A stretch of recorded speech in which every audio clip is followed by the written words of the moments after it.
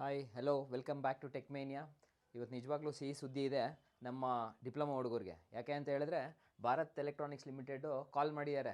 Okay right, for the post of engineering assistant trainee EAT ಅಂತ ಕರಿತೀವಿ. So ಇಲ್ಲಿ ನಾವು ಅಬ್ಸರ್ವ್ ಮಾಡಬೇಕಾಗಿರೋದು ಏನು ಅಂದರೆ, ಭಾಳ ವರ್ಷಗಳ ನಂತರ 40 ಪೋಸ್ಟ್ ಆಲ್ ಓವರು 80 ಪೋಸ್ಟ್ ಕರೆದಿದ್ದಾರೆ. ಎಲೆಕ್ಟ್ರಾನಿಕ್ಸ್ ಆ್ಯಂಡ್ ಕಮ್ಯುನಿಕೇಷನ್ಗೆ 40 ಪೋಸ್ಟ್ ಕರೆದಿದ್ದಾರೆ. ಓಕೆ, ಈ ಒಂದು ವಿಡಿಯೋನಲ್ಲಿ ನಾನು ನಿಮ್ಗೇನು ಹೇಳ್ಕೊಡ್ತೀನಿ ಅಂದರೆ, we are going to just see ಎಷ್ಟು ಪೋಸ್ಟ್ ಇದೆ, ಅದಾದಮೇಲೆ ಏಜ್ ಕ್ರೈಟೀರಿಯಾ ಏನಾಗಿರಬೇಕು, ಕ್ವಾಲಿಫಿಕೇಷನ್ ಏನಿರಬೇಕು, ಅದಾದಮೇಲೆ ನೆಕ್ಸ್ಟು ಪರ್ಸೆಂಟೇಜು ಎಷ್ಟೆಷ್ಟು ಇರಬೇಕು ಅವರಿಗೆ ಯಾವ್ಯಾವ ಕ್ಯಾಟಗರಿನಲ್ಲಿ. ಓಕೆ, ಆ ಇನ್ಫಾರ್ಮೇಷನ್ನ ಇವತ್ತು ಇಲ್ಲಿ ಕವರ್ ಮಾಡೋಣ. Okay right. So the government job aspirants ಯಾರೆಲ್ಲ ಇದ್ದೀರಾ, ದಯವಿಟ್ಟು ವೆರಿ ಇಂಪಾರ್ಟೆಂಟ್ ನೋಟಿಫಿಕೇಷನ್ ಇದು. ನೀವು ನಿಜವಾಗ್ಲೂ ಮಿಸ್ ಮಾಡ್ಕೊಳಂಗೆ ಇಲ್ಲ. Because I always suggest my diploma students that see whenever you have a total post of 80 and you can have a look here. Electronics and ಕಮ್ಯುನಿಕೇಷನ್ಗೆ 40, ಭಾಳ ದಿವಸಗಳಾದಮೇಲೆ ನಿಮಗೆ 40 ಪೋಸ್ಟ್ನ ಕರೆದಿದ್ದಾರೆ. ಇಲ್ಲಿ ನೋಡಿ, ನಿಮಗೆ ಮೇನಾಗಿ ಕಣ್ಣು ಹೋಗಬೇಕಾಗಿರೋದು ಅಥವಾ ನಮಗೆ ರಿಯಲ್ ಮೋಟಿವೇಶನ್ ಏನು, ಸ್ಯಾಲ್ರಿ ಎಷ್ಟು ಬರುತ್ತೆ ಅನ್ನೋದು ಅಲ್ವಾ. 24,000ದಿಂದ 90,000ವರೆಗೂ ರೇಂಜ್ ಆಗುತ್ತೆ. ಅಂದರೆ ನಮ್ಮ ಟ್ರೈನಿಂಗ್ ನಡೆಯುತ್ತೆ. ಫಸ್ಟ್ ನಾವೇನಾದರೂ BL EATಗೆ ಸೆಲೆಕ್ಟ್ ಆದರೆ ಟ್ರೈನಿಂಗ್ ಅಂತ ಇರುತ್ತೆ, ಅದು ಪ್ರೊಫೆಷನರಿ ಪೀರಿಯಡ್ ಅಂತ ಕರೀತಾರೆ. ಅಲ್ಲಿ ಏನಾಗುತ್ತೆ ಅಂದರೆ 24,000 ಸ್ಯಾಲ್ರಿ ಕೊಡ್ತಾರೆ. ಸೊ ಎಷ್ಟುವರೆಗೂ, ಒಂದು 6 ಮಂತ್ಸ್ವರೆಗೂ ಹಂಗೆ ಕೊಡ್ತಾರೆ. ಓಕೆನಾ ರೈಟ್. ಸೊ 6 ಮಂತ್ಸ್ ಆಗಿದ ತಕ್ಷಣ ನೆಕ್ಸ್ಟ್ ನೀವು ಇದರಲ್ಲಿ ಒಂದು ಟೆಸ್ಟ್ ಕೊಡ್ತಾರೆ. ಕ್ವಾಲಿಫೈ ಆಗಿದ ತಕ್ಷಣ you will be a regular employee. ಅದರಲ್ಲಿ ಆ್ಯಡೆಡ್ ಬೆನಿಫಿಷರಿ ನಿಮಗೆ ಸಿಗುತ್ತೆ. So it might go up to 90,000. Okay right. So ಇದನ್ನು ಫಸ್ಟು ನಾವು ನೋಟ್ ಮಾಡ್ಕೋಬೇಕು. ರೈಟ್. ಸೊ 3 ವರ್ಷ ಡಿಪ್ಲೊಮಾ ಓದಿರ್ತೀರಾ, ಅದಾದಮೇಲೆ ಯಾವುದೋ ಪ್ರೈವೇಟ್ ಜಾಬ್ಸಲ್ಲಿ ಕೆಲಸ ಮಾಡ್ತಿರ್ತೀರಾ, ಸಾಕಾಗಿರುತ್ತೆ. ಬೆಳಗ್ಗೆ 9 ಗಂಟೆಗೆ ಹೋಗಿ ಸಾಯಂಕಾಲ 5 ಗಂಟೆಗೆ, ಇಲ್ಲಾಂದರೆ ಸಾಯಂಕಾಲ ಕರೆದ್ರೆ ಮತ್ತೆ ಓಡೋಗು, ಆ ಥರದ್ದೆಲ್ಲ ಟೆನ್ಷನ್ಸ್ ಇರುತ್ತೆ. ಅದನ್ನೆಲ್ಲ ಮರ್ತೋಗಿ ಒಂದು ಪೀಸ್ಫುಲ್ಲಾಗಿ ಒಂದು ಒಳ್ಳೆ ಜಾಬಿಗೆ ನಾವು ಸೇರ್ಕೋಬೇಕು ಅಂತ ಹೇಳಿದ್ರೆ ಅದು BL. ಸೊ ಅದಕ್ಕೋಸ್ಕರ ನಮಗೆ ಸ್ವಲ್ಪ ಪ್ರಿಪ್ರೇಷನ್ಸ್ ಬೇಕಾಗತ್ತೆ. ನೋಡೋಣ ನೆಕ್ಸ್ಟು ಇದಕ್ಕೆ ನಮಗೆ ಏನೆಲ್ಲ ಕ್ವಾಲಿಫಿಕೇಷನ್ ಇರಬೇಕು ಅನ್ನೋದನ್ನ ನೋಡ್ಕೊಳ್ಳೋಣ. ಫಸ್ಟ್ ನಮ್ಮ ಏಜ್ ಗ್ರೂಪು. ಓಕೆ, ಇಲ್ಲಿ ನೋಡಿ, ಏಜು ನಿಮ್ಗೇನಾಗುತ್ತೆ 18 ಇಯರ್ಸ್ ಮಿನಿಮಮ್ ಆಗಿರಬೇಕು. ಅಂದರೆ ಈ 18 ಇಯರ್ಸ್ ಯಾಕೆ ಅವ್ರು ಇಟ್ಟಿದ್ದಾರೆ ಅಂತ ಹೇಳಿದ್ರೆ, ಇವಾಗ ಪ್ರೆಸೆಂಟು ಏನಾದರೂ ಡಿಪ್ಲೊಮಾ ಹುಡುಗರು ಫೈನಲ್ ಇಯರಲ್ಲಿ ಇದ್ದಾರೆ ಅಂತ ಅಂದ್ಕೊಂಡ್ರೆ ಆ ಹುಡುಗರು ಅಪ್ಲೈ ಮಾಡೋಕ್ಕಾಗಲ್ಲ. ಅದಕ್ಕೋಸ್ಕರ ಅವ್ರು ಏಜ್ ಲಿಮಿಟ್ ಏನು ಮಾಡಿದ್ದಾರೆ, 18 ಇಯರ್ಸ್ ಇಟ್ಕೊಂಡಿದ್ದಾರೆ. ನೆಕ್ಸ್ಟು 28 ಇಯರ್ಸ್ ಅಂತ ಹೇಳ್ತಿದ್ದಾರೆ. So this is the category. ಯಾರಿಗೆ, ಜನರಲ್ಲಾಗೆ ನಿಮಗೆ ಜನರಲ್ ಮೆರಿಟು, OBC ಇವ್ರಿಗೆಲ್ಲರಿಗೂ. ಓಕೆನಾ ರೈಟ್. ಸೊ ನೆಕ್ಸ್ಟು ನಿಮ್ಗೇನೋ ಏಜ್ ರಿಲ್ಯಾಕ್ಸೇಷನ್ಗೆ ಬಂತು ಅಂತ ಹೇಳಿದ್ರೆ, ಇಲ್ಲಿ ನೋಡಿ, other backward classes, non creamy layer, ಅಂದರೆ ಸ್ವಲ್ಪ ಲೋ ಇನ್ಕಮ್ ಇರುತ್ತೆ ಅಂಥವ್ರಿಗೆ ಏನಾಗುತ್ತೆ +3 ಇಯರ್ಸ್. ಅಂದರೆ 28 + 3 ಅಂದರೆ ಆಲ್ಮೋಸ್ಟ್ ನಿಮಗೆ 31 ವರ್ಷ. ಓಕೆನಾ ರೈಟ್. 28 + 3 31 ಇಯರ್ಸ್ವರೆಗೂ ಅಪ್ಲೈ ಮಾಡ್ಬೋದು. ನೆಕ್ಸ್ಟು SC ST ಕ್ಯಾಟಗರಿ ಅವರಿಗೆ +5 ಆಗುತ್ತೆ. ಅಂದರೆ 28 + 5. ಸೊ ಟೋಟಲಾಗಿ ಎಷ್ಟಾಗುತ್ತೆ, 33 ವರ್ಷ ಇದ್ರೂ ಅವರು ಅಪ್ಲೈ ಮಾಡ್ಕೋಬೋದು. ಇನ್ನೊಂದು ತುಂಬ ಮುಖ್ಯವಾಗಿ ಗಮನಿಸಬೇಕಾಗಿರೋದು, ನಿಮಗೆ ಏಜ್ ಕ್ರೈಟೀರಿಯಾ ನೋಡಿ ಇಲ್ಲಿ, ಆ್ಯಸ್ ಆನ್ 1/10/2025 ಈ ಪರ್ಟಿಕ್ಯುಲರ್ ಡೇಟ್ಗೆ ನೀವು ನಿಮ್ಮ ಡೇಟ್ ಆಫ್ ಬರ್ತನ್ನ ಹಾಕಿ ನೀವು ಏನು ಮಾಡಬೇಕು, ಏಜ್ನ ಕ್ಯಾಲ್ಕುಲೇಟ್ ಮಾಡಬೇಕು. ಆ ಕ್ಯಾಲ್ಕುಲೇಟ್ ಮಾಡಿರೋವಂಥ ಏಜಿಗೆ ಕರೆಕ್ಟಾಗಿ ನಮಗೆ ಹಿಂಗಾಗಬೇಕು. ಓಕೆನಾ right. Next persons with bench mark disability, ಅಂದರೆ 40% ಡಿಸೆಬಿಲಿಟಿ ಇರಬೇಕು. ಓಕೆ, ಸ್ಪೆಷಲಿ ಏಬಲ್ಡ್ ಪೀಪಲ್ ಅಂತ ಏನು ಕರಿತೀವಿ, ಅವರಿಗೆ ಫಿಸಿಕಲಿ ಹ್ಯಾಂಡಿಕ್ಯಾಪ್ಟ್ ಅವ್ರಿಗೆ ಎಷ್ಟು 10 ಇಯರ್ಸ್ವರೆಗೂ ಕೊಡ್ತಾರೆ. ಅಂದರೆ ಅವರು 38 ವರ್ಷ ಆಗಿದ್ರೂ ಇದಕ್ಕೆ ಎಲಿಜಿಬಲ್ಲು ಅಪ್ಲೈ ಮಾಡಬಹುದು. ಯಾವುದೇ ರೀತಿಯಾದ ತೊಂದರೆ ಆಗಲ್ಲ. ಮತ್ತು ಸರ್ ನಾನು ಒಂದೇ ಒಂದು ದಿವಸ ಜಾಸ್ತಿ ಆಗಿಬಿಟ್ಟಿದ್ದೀನಿ, 2 ದಿವಸ ಜಾಸ್ತಿ ಆಗಿಬಿಟ್ಟಿದ್ದೀನಿ, 100% ಅವರು ಆಗಲ್ಲ. Okay, so electronically they will be just calculating ಇಟ್ಟು, ಅಂದರೆ ಕ್ಯಾಲ್ಕುಲೇಟರ್ಸಲ್ಲಿ ಕ್ಯಾಲ್ಕುಲೇಟ್ ಮಾಡ್ತಿರ್ತಾರೆ. ಒಂದು ದಿವಸ, ಅರ್ಧ ದಿವಸ ಅವೆಲ್ಲ ಇಲ್ಲ. ಬಟ್ ಈ ಗ್ರೂಪ್ ಈ ಡೇಟ್ಗೆ ಎಕ್ಸಾಕ್ಟಾಗೆ ನೀವು ಇದು ಏಜ್ ಒಳಗಡೆ ಇರಬೇಕು. ಸೊ ಅವಾಗ ಏನಾಗುತ್ತೆ, ನೀವು ಎಲಿಜಿಬಲ್ ಆಗ್ತೀರಾ. ಓಕೆನಾ right. So next education qualification very important. ಏನೆಲ್ಲ ಕ್ವಾಲಿಫಿಕೇಷನ್ಸ್ ಇರಬೇಕು, 3 ವರ್ಷ ಯಾವುದಾದ್ರೂ ರೆಕಗ್ನೈಸ್ಡ್, ಓಕೆ, ನಿಮ್ಮ ಬೋರ್ಡ್ಗಳ ಅಥವಾ ಯೂನಿವರ್ಸಿಟಿನಲ್ಲಿ ಓದಿರಬೇಕಾಗತ್ತೆ. ನಿಮಗೆ ಇನ್ನೊಂದು ವೆರಿ ಇಂಪಾರ್ಟೆಂಟ್ ಥಿಂಗು, ನಿಮ್ಮ ಅಕ್ಯಾಡೆಮಿಕ್ಸಲ್ಲಿ ನಿಮಗೆ ಎಷ್ಟು ಪರ್ಸೆಂಟೇಜ್ ಇರಬೇಕು ಅನ್ನೋದು ಅವರು ಮೆನ್ಷನ್ ಮಾಡ್ತಿದ್ದಾರೆ. ಅಕ್ಯಾಡೆಮಿಕ್ಸ್ ಅಂದರೆ ನಿಮಗೆ CGPA ಅಂತ ಏನು ಕೊಡ್ತಾರೆ ಲಾಸ್ಟಲ್ಲಿ ಫೈನಲಲ್ಲಿ, ಅಂದರೆ ಆಲ್ಮೋಸ್ಟು ಕೆಲವರೆಲ್ಲ ಪರ್ಸೆಂಟೇಜ್ ಲೆಕ್ಕಾಚಾರದಲ್ಲೇ ಓದಿರ್ತೀರಾ, ಅವ್ರಿಗೇನು ಪ್ರಾಬ್ಲಮ್ ಆಗೋಲ್ಲ. ಈ ಕೆಲವರಿಗೆ CGPA ಅಂತ ಇರ್ತದೆ. ಈ CGPA ಅವ್ರಿಗೆ ಏನು ಅನಿಸ್ತಾ ಇರುತ್ತೆ, ನಂದು 7.75 ಸರ್ ಪರ್ಸೆಂಟೇಜು, CGPA 7.75 ಇದೆ, ನಾನು ಎಷ್ಟು ಪರ್ಸೆಂಟೇಜ್ ಬರ್ತೀನಿ ಅಂತ. ಓಕೆ, ಸೊ ಇವ್ರೇನು ಮಾಡಿ ಅಂತ ಹೇಳಿದ್ರೆ ಇಂಟು 10 ಮಾಡ್ಕೊಳ್ಳಿ. ಓಕೆ, ನಿಮ್ದು ಏನಾಗುತ್ತೆ 77.5% ಆಗುತ್ತೆ. ಮೈನಸ್ ಏನು ಮಾಡ್ಕೊಳ್ಳಿ, 7.5 ಮಾಡ್ಕೊಳ್ಳಿ. ಓಕೆ, ನೀವು 70%ಗೆ ಬೀಳ್ತೀರಾ. ಓಕೆನಾ? ಸೊ ಹಂಗಂದರೆ ಸಿ ಜಿ ಪಿ ಎಯಿಂದ ನಾವು ಪರ್ಸೆಂಟೇಜ್ ಕ್ಯಾಲ್ಕುಲೇಟ್ ಮಾಡೋದು ಹೇಳ್ಕೊಟ್ಟಿದ್ದೀನಿ. ಇಲ್ಲಿ ಯಾವಾಗಲೂ ಅವ್ರು ಮೆನ್ಷನ್ ಮಾಡೋದು ಏನು ಅಂತ ಹೇಳಿದ್ರೆ ನಿಮಗೆ ಪರ್ಸೆಂಟೇಜ್ ಲೆಕ್ಕಾಚಾರದಲ್ಲೇ ಮೆನ್ಷನ್ ಮಾಡ್ತಾರೆ. ಸೊ ನಿಮ್ಮ ಫೈನಲ್ ಪ್ರಾವಿಷನಲ್ ಡಿಗ್ರಿ ಸರ್ಟಿಫಿಕೇಟ್ ಅಥವಾ ನಿಮ್ಮ ಡಿಪ್ಲೊಮಾ ಸರ್ಟಿಫಿಕೇಟ್ಸಲ್ಲಿ ಏನು ಪರ್ಸೆಂಟೇಜ್ ಕ್ಯಾಲ್ಕುಲೇಟ್ ಮಾಡಿರ್ತಾರೆ ಆ ಪರ್ಸೆಂಟೇಜೇ ತುಂಬ ಇಂಪಾರ್ಟೆಂಟ್ ಆಗುತ್ತೆ.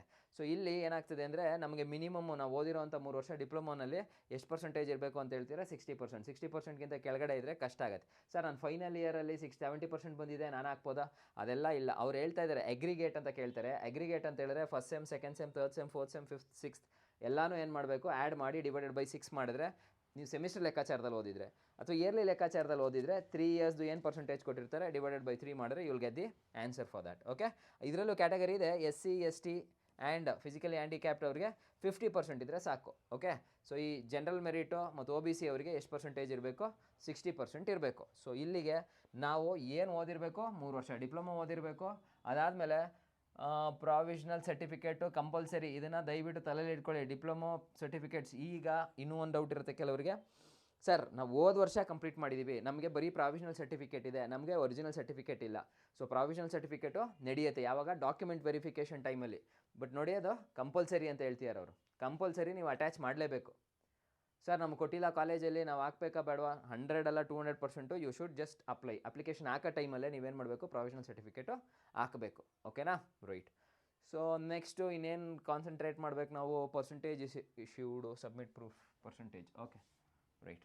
ನೆಕ್ಸ್ಟು ಇದು ಭಾಳ ಮುಖ್ಯ. ನಾನು ಎಷ್ಟೋ ಜನ ಸ್ಟೂಡೆಂಟ್ಸ್ ನೋಡಿದ್ದೀನಿ, 3 ವರ್ಷ ಡಿಪ್ಲೊಮೊನೂ ಮುಗಿಸಿರ್ತಾರೆ, ಫಸ್ಟ್ ಕ್ಲಾಸು ಇರುತ್ತೆ, ಏಜು ಕರೆಕ್ಟಾಗಿರುತ್ತೆ, ಎಲ್ಲ ಇರುತ್ತೆ. ಬಟ್ ಒಂದು very important thing, that is your employment card ಅಂತ ಬರುತ್ತೆ. ಎಂಪ್ಲಾಯ್ಮೆಂಟ್ ಕಾರ್ಡ್ ಇದು ಕೇಳೇ ಇರಲ್ಲ ಎಷ್ಟೋ ಜನ. ದಯವಿಟ್ಟು ಇಲ್ಲಿ ಸ್ಪೆಸಿಫೈ ಮಾಡ್ತೀನಿ ನಾನು, ಈ ಎಂಪ್ಲಾಯ್ಮೆಂಟ್ ಕಾರ್ಡು ತುಂಬ ಇಂಪಾರ್ಟೆಂಟು. ಈ ಎಂಪ್ಲಾಯ್ಮೆಂಟ್ ಕಾರ್ಡ್ ಮಾಡಿಸ್ಬೇಕು ನೀವು ಅಪ್ಲೈ ಮಾಡೋಕ್ಕೆ ಮುಂಚೆನೇ. ಯಾಕೆಂದರೆ ಅಪ್ಲಿಕೇಶನಲ್ಲಿ ಒಂದು ಕಾಲಮ್ ಇರುತ್ತೆ, ಎಂಪ್ಲಾಯ್ಮೆಂಟ್ ಕಾರ್ಡ್ ನಂಬರ್ ಅಂತ ಕೇಳುತ್ತದು. ಎಂಪ್ಲಾಯ್ಮೆಂಟ್ ಕಾರ್ಡ್ ನಂಬರ್ ನೀವು ಟೈಪ್ ಮಾಡಿದ್ರೇ ಅದು ಅಪ್ಲಿಕೇಶನ್ ತೊಗೊಳ್ಳೋದು, ಇಲ್ಲಾಂದರೆ ತೊಗೊಳ್ಳಲ್ಲ. ಸೊ ಅದಕ್ಕೋಸ್ಕರ ನಾನು ನಿಮಗೆ ರಿಕ್ವೆಸ್ಟ್ ಮಾಡೋದು, ಯಾವತ್ತು ಈ ವಿಡಿಯೋ ನೋಡ್ತಾ ಇದ್ದೀರಾ ಆವತ್ತೇ ಇಮಿಡಿಯೇಟಾಗಿ ಏನು ಮಾಡಿ ಅಂದರೆ ಹೋಗಿ ಅಪ್ಲಿಕೇಶನ್ ಅಪ್ಲೈ ಮಾಡಿ ನೀವು ಎಂಪ್ಲಾಯ್ಮೆಂಟ್ ಕಾರ್ಡನ್ನ ತೊಗೋಬೇಕು. ಸರ್ ಹೆಂಗೆ ತೊಗೊಳ್ಳೋದು, ಅದಕ್ಕೆ ಡಾಕ್ಯುಮೆಂಟ್ಸ್ ಏನೇನು ಬೇಕೋ ಈ ವಿಚಾರ ಎಲ್ಲ ನೆಕ್ಸ್ಟ್ ವೀಡಿಯೋನಲ್ಲಿ ಮಾಡೋಣ. ಓಕೆನಾ? ದಯವಿಟ್ಟು ನನ್ನ ಚಾನಲ್ನ ಸಬ್ಸ್ಕ್ರೈಬ್ ಮಾಡಿ, ಲೈಕ್ ಮಾಡಿ. ಅದು ಒಂದೇ ನಾನು ಕೇಳ್ಕೊಳ್ಳೋದು. ನಾನು ಇದಕ್ಕೆ ಕಂಟಿನ್ಯೂಟಿ ವೀಡಿಯೋಸ್ನ ಬಿಡ್ತೀನಿ, so that we could just B in touch. ಓಕೆನಾ? ರೈಟ್. ಸೊ ಯಾಕೆ ನಾನು ಈ ವಿಡಿಯೋನ ಮಾಡ್ತಿದ್ದೀನಿ ಅಂದರೆ, so that it will reach many people. Okay, ಈ ರೀಚ್ ನನಗೆ ತುಂಬ ಇಂಪಾರ್ಟೆಂಟು. ಬಿಕಾಸ್ ಎಷ್ಟೋ ಜನ ಏನು ಮಾಡ್ತಾರೆ ಅಂದರೆ ಎಲ್ಲ ಕ್ವಾಲಿಫಿಕೇಷನ್ ಇಟ್ಕೊಂಡಿರ್ತಾರೆ, ಬಟ್ ಅವರು ಎಂಪ್ಲಾಯ್ಮೆಂಟ್ ಕಾರ್ಡ್ ಇಟ್ಕೊಂಡಿರಲ್ಲ. ಇಟ್ಕೊಂಡೇ ಇರೋ ಟೈಮಲ್ಲಿ 100% ಅಪ್ಲೈ ಮಾಡೋಕ್ಕಾಗಲ್ಲ. ಈ ಎಂಪ್ಲಾಯ್ಮೆಂಟ್ ಕಾರ್ಡ್ ಇರೋದು ಎಷ್ಟೋ ಜನಕ್ಕೆ ಏನು ಅನಿಸುತ್ತೆ, ಅಯ್ಯೋ ತಲೆನೋವಪ್ಪ ಅಂತ ಅನಿಸುತ್ತೆ. ನೋ, ಯಾಕೆ ಅಂತ ಹೇಳಿದ್ರೆ ಆಚೆ ಸ್ಟೇಟ್ ಅವ್ರು ಏನಾದರೂ ಬರೀಬೇಕು ಅಂತ ಹೇಳಿದ್ರೆ ಅವರಿಗೆ ಎಂಪ್ಲಾಯ್ಮೆಂಟ್ ಕಾರ್ಡ್ ಇರಲ್ಲ. ಸೊ ಹಾಗಾಗಿ ನೀವು ಕರ್ನಾಟಕದಲ್ಲಿರುವಂಥ ಡಿಪ್ಲೊಮೊ ಆ ಪರ್ಟಿಕ್ಯುಲರ್ ಬ್ರ್ಯಾಂಚ್ ಹುಡುಗರು ಮಾತ್ರನೇ ಕಾಂಪಿಟೇಟರ್ಗಳಾಗಿರ್ತೀರಾ. ಸೊ ನಾನು ನಿಮಗೆ ರಿಕ್ವೆಸ್ಟ್ ಮಾಡ್ಕೊಳ್ಳೋದು, ಈ ಗೋಲ್ಡನ್ ಆಪರ್ಚುನಿಟಿನ ಮಿಸ್ ಮಾಡ್ಕೋಬೇಡಿ. ದಯವಿಟ್ಟು ಅಪ್ಲೈ ಮಾಡಿ. ನೋಡಿ, ಅದರಲ್ಲೂ ಮಾಡಿಸಿರೋರು ಸುಮ್ಮನೆ ಕೂತ್ಕೊಳ್ಳೋಕೆ ಹೋಗ್ಬೇಡಿ, ನಿಮ್ಮ ಡೇಟ್ನ ಕಂಪೇರ್ ಮಾಡ್ಕೊಳ್ಳಿ. ಈ ಲಾಸ್ಟ್ ಅಂದರೆ ಈ ಪರ್ಟಿಕ್ಯುಲರ್ ಡೇಟ್ವರೆಗೂ ವ್ಯಾಲಿಡ್ ಇರಬೇಕದು ಆ employment card. So that is very very important. ಈಗೆಲ್ಲ ರಿಸರ್ಚ್ ಮಾಡೋಕೆ ಹೋಗ್ಬೇಡಿ, ಎಂಪ್ಲಾಯ್ಮೆಂಟ್ ಕಾರ್ಡ್ ಅಂದ್ರೇನೋ ಅದೇನು ಅದೆಲ್ಲ ಬೇಡ. Employment card ಇರಬೇಕಷ್ಟೇ. ಸೊ ಅದು ಮಾಡ್ಸೋಕ್ಕೆ ಏನು ಡಾಕ್ಯುಮೆಂಟ್ಸ್ ಬೇಕೋ, ಎಲ್ಲಿ ಹೋಗಬೇಕೋ, ಯಾವ ರೀತಿ ಮಾಡಿಸ್ಬೇಕೋ ಅದನ್ನು ನಾನು ನಿಮ್ಗೆ ಹೇಳ್ತೀನಿ ನೆಕ್ಸ್ಟ್ ಕಮಿಂಗ್ ವೀಡಿಯೋನಲ್ಲಿ. ಓಕೆನಾ? ರೈಟ್. ಸೊ ಇವಾಗ ಜಸ್ಟ್ ಅಪ್ಲಿಕೇಶನ್ ಸ್ಟೇಟಲ್ಲಿ ಇರೋದ್ರಿಂದ ಅಪ್ಲಿಕೇಶನ್ ಹೆಂಗೆ ಅಪ್ಲೈ ಮಾಡೋದು, ಅದಕ್ಕೆ ಏನೇನು ಕ್ವಾಲಿಫಿಕೇಷನು, ಅದಕ್ಕೆ ಏನೇನು ಎಲಿಜಿಬಿಲಿಟಿ ಕ್ರೈಟೀರಿಯಾ ಅದು ಮಾತ್ರ ಡಿಸ್ಕಸ್ ಮಾಡೋಣ. Okay, right. ಸೊ ಇನ್ನು ಕೆಲವ್ರು ಏನಂತೀರಾ, ಕ್ವಾಲಿಫೈಯಿಂಗ್ ಮಾರ್ಕ್ಸ್ ವಿಲ್ ಬಿ ಯಾರ್ಯಾರಿಗೆ ನಿಮಗೆ ಏನೇನು ಎಕ್ಸಾಮ್ ಟೆಸ್ಟ್ ಏನೇನು ಕೊಡ್ತಾರೆ ಫಸ್ಟ್ ಅದು ತಿಳ್ಕೊಬೇಕು. ಓಕೆನಾ? Right. L be totally 2 paper ಇರುತ್ತೆ. ಒಂದು ನಿಮಗೆ ಜನರಲ್ ಆ್ಯಪ್ಟಿಟ್ಯೂಡ್ ಅಂತ ಕರೆಯೋಣ. ಓಕೆನಾ? I call it as aptitude. ಅದು ಒಂದು 50 ಮಾರ್ಕಿಗಿರುತ್ತೆ, ನಿಮಗೆ 50 ಮಾರ್ಕ್ಸ್ ಇರುತ್ತೆ. ಓಕೆನಾ? ಇನ್ನೊಂದು ನಿಮಗೆ 100 ಮಾರ್ಕ್ಸ್ ಟೆಕ್ನಿಕಲ್ ಇರುತ್ತೆ. ಟೆಕ್ನಿಕಲ್ ಏನು ನೀವು ಡಿಪ್ಲೊಮೋನಲ್ಲಿ ಓದಿರ್ತೀರಾ ಆ ಟೆಕ್ನಿಕಲ್ ಮಾರ್ಕ್ಸ್ ಇರುತ್ತೆ. ಈ 100 ಮಾರ್ಕ್ಸು ಪ್ಲಸ್ 50 ಮಾರ್ಕ್ಸು ಟೋಟಲ್ ಎಷ್ಟಾಯಿತು? 150 ಮಾರ್ಕ್ಸಿಗೆ ಪೇಪರ್ ಟೋಟಲ್ ಇರುತ್ತೆ. ಓಕೆನಾ?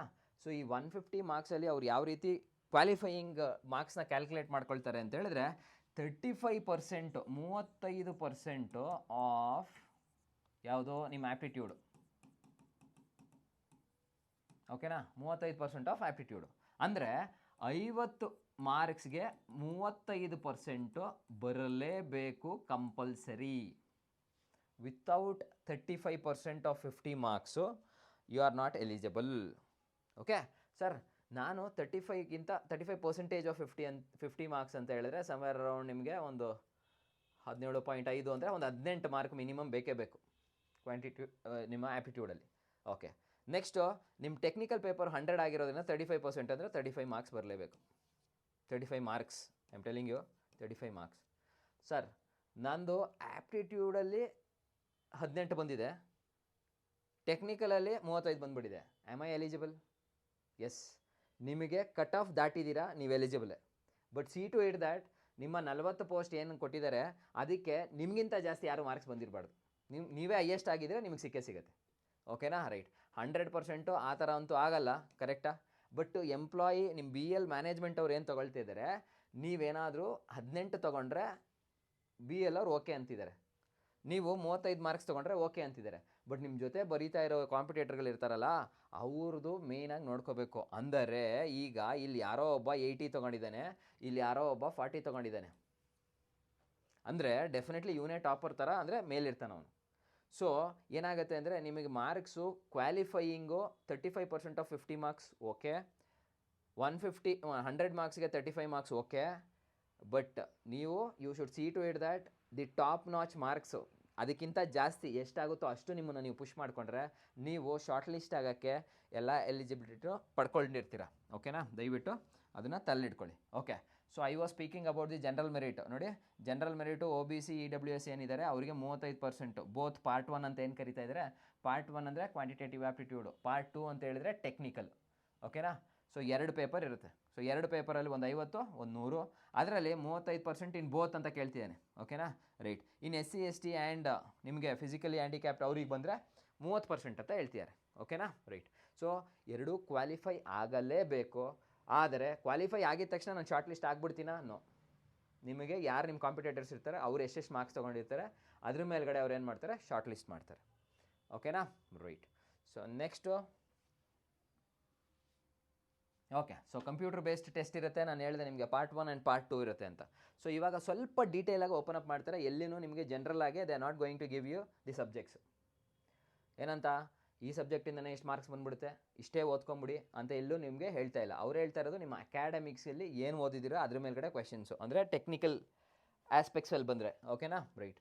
ಸೊ ಇವಾಗ ಜನರಲ್ ಆ್ಯಪ್ಟಿಟ್ಯೂಡ್ 50 ಮಾರ್ಕ್ಸ್ ಹೇಳಿದೆ ನಾನು ಆವಾಗಲೇ.